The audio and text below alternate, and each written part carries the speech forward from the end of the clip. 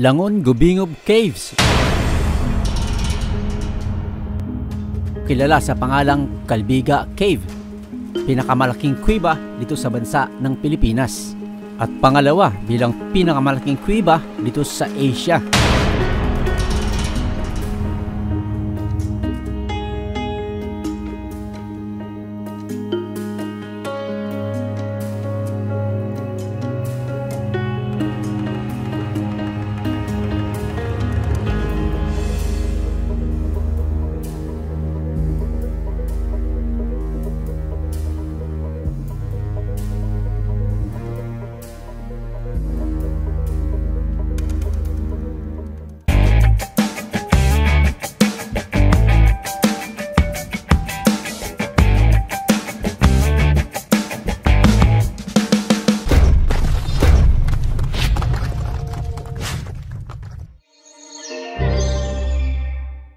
Tara mga kapartner, samahan niya ako sa aking kauna-unahang pagbisita dito sa pinakamalaking kuweba dito sa bansa ng Pilipinas. Pero bago yan, huwag kalimutang pindutin ang subscribe button, ang pag-like at pag-share ng video ito bilang isang paraan ng pagsuporta ng YouTube channel na ito. Maraming salamat!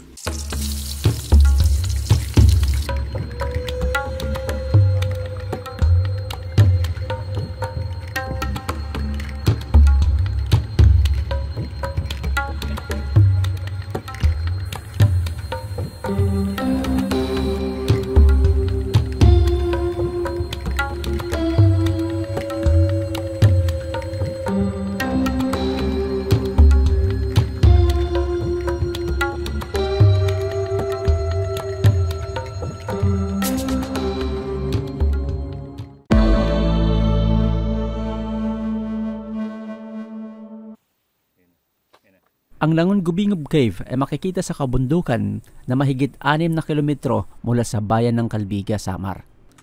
At aabot naman sa 2 hanggang 3 oras kung lalakarin ito mula sa bayan.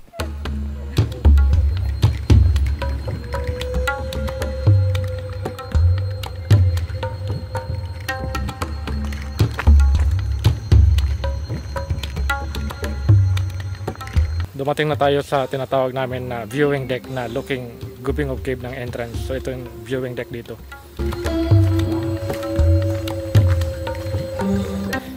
Ganda, ganda talaga.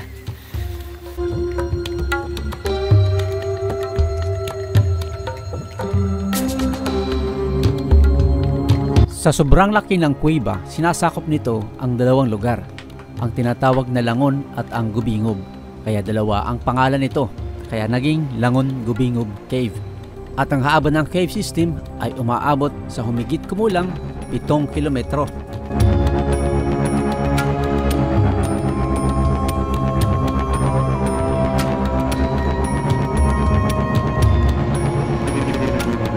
Kung gagalugarin mo ang lahat ng sistema ng kuwebang ito, kailangan mo ng 3 araw at 2 gabi.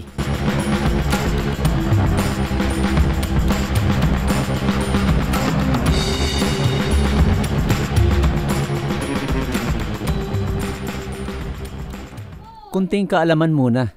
Nadiskubre ito noong taong 1987 ng isang European cave explorer na pinangunahan ni Guido Rossi, isang geologist na siya ring tumuklas ng kuweba sa Sagada in the Mountain Province.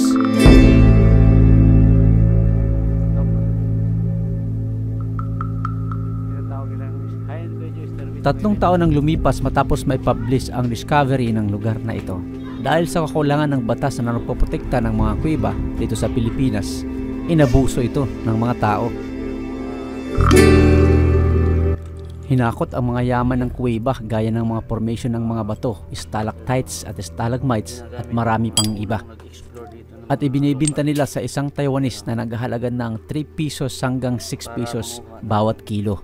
Nahinto lamang ang mga pang-aabusong ito nung may pasana ang batas na Republic Act 9072 na nagpoprotekta ng mga kuweba dito sa bansa ng Pilipinas.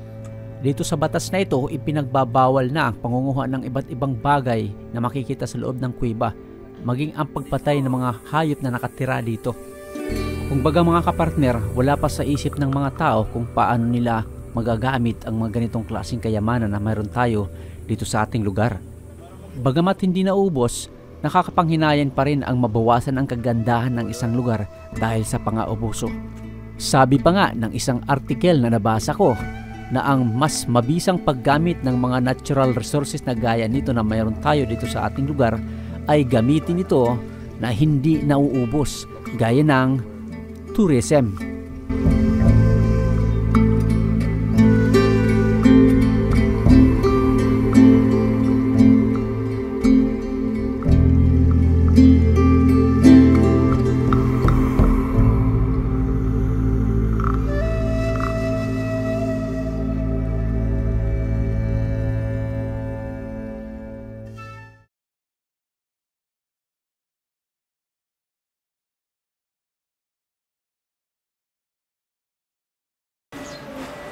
Magandang araw mga kapartner.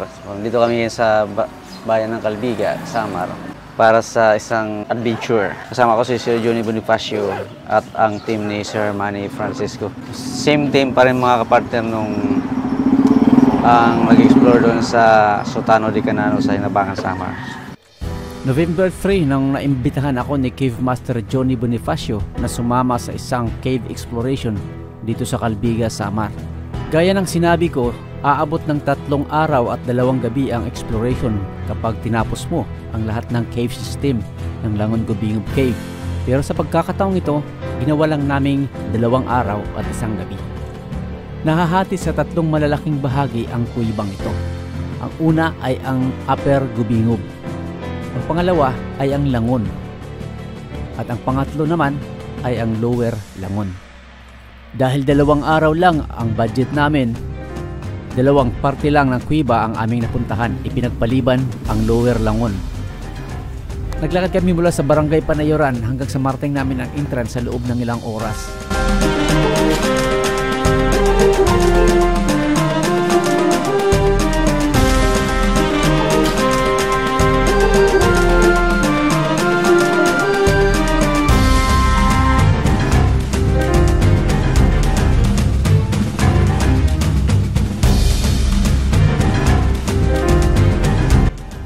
At habang kami nagpapahinga at nanananghalian, nagbigay si Sir Johnny ng isang orientation bago kami pumasok. Unang tinarget namin ay ang campsite ng Gubingub para makapag-sit up kami ng aming papahingahan. Dahil malaki at maganda ang kuwebang ito, asahan nating mayroon ditong nagbabantay.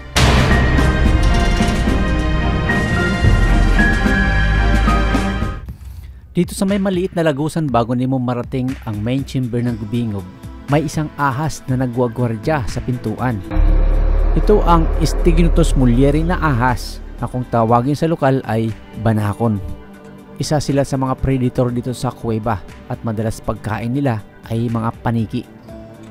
Hindi pa naman kami nakakalayo mula sa entrance, sinalubong agad kami ng mga malahaliging puting bato na kung tawagin ay stalagmites. At bago namin marating ang campsite, mayroon ditong tinatawag na stage. Isang malaking flowstone na malaintablado ang hitsura.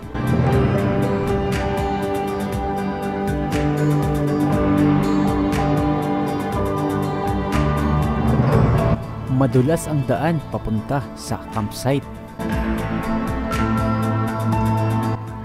At finally, nakarating din kami sa aming paruroonan. Ayan o, hindi din mga paramarigo kayo. Amo din yung campsite. Alauna pa lang ng hapon nang marating namin ang campsite ng Gubingub. Pero dito, walang humpay ang kadiliman. At ang nagsisilbing mga ilaw lamang ay ang aming dalang mga flashlight at kandila. Nagpahinga muna kami hanggang sa alas 6 ng hapon nang makaipon ng lakas para sa susunod na pagsabak. At sa pagkagising, naghanda kami ng pagkain para sa panghapunan.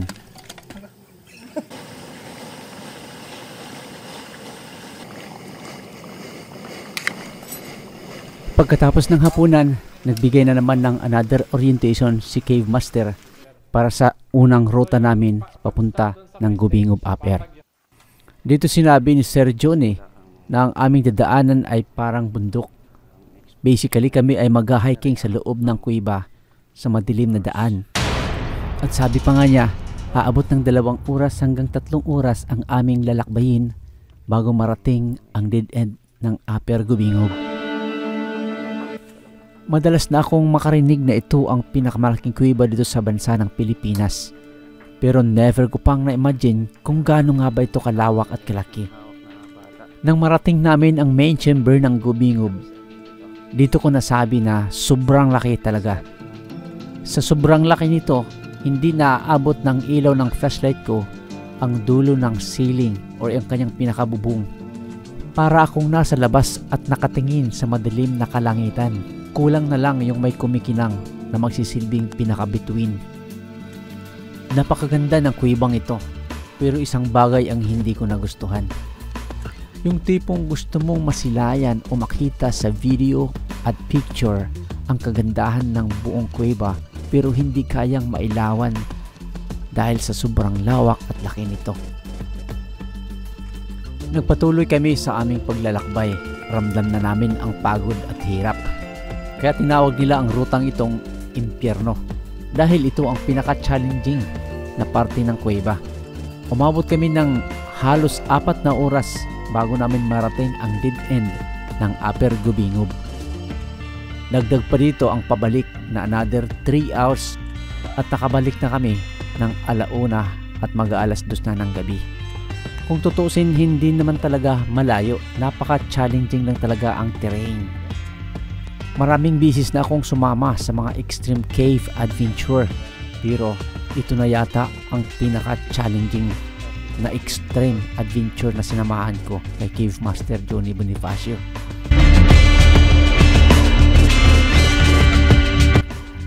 Pero kung ang hanap mo talaga ay na-challenge ang iyong sarili at physical, ito ang perfect na mga lugar na pwede niyong puntahan. Dito masusubok ang sarili mo, ang iyong endurance at ang determination. At sa pagtatapos ng unang episode na ito ng Kalbiga Cave mga kapartner, gusto kong ibahagi sa inyo ang mga bagay na aking natutunan sa aking mga adventure. Una, dahil sa gawain na ito natutunan kong mahalin ang nature at alagaan. Doon ka na-realize kung gaano pala kahalaga ang pag-iingatan natin ang ating kapaligiran. Nagkaroon ako ng disiplina sa sarili pagdating sa basura. Kung baga natuto akong protektahan ang kapaligiran, ang mga natural resources. Pangalawa ay ang health awareness mga kapartner. Dahil sa mga ganitong gawain, hindi pwedeng mahina ang ating katawan. Kaya nagkakaroon tayo ng preparasyon bago tayo sumabak.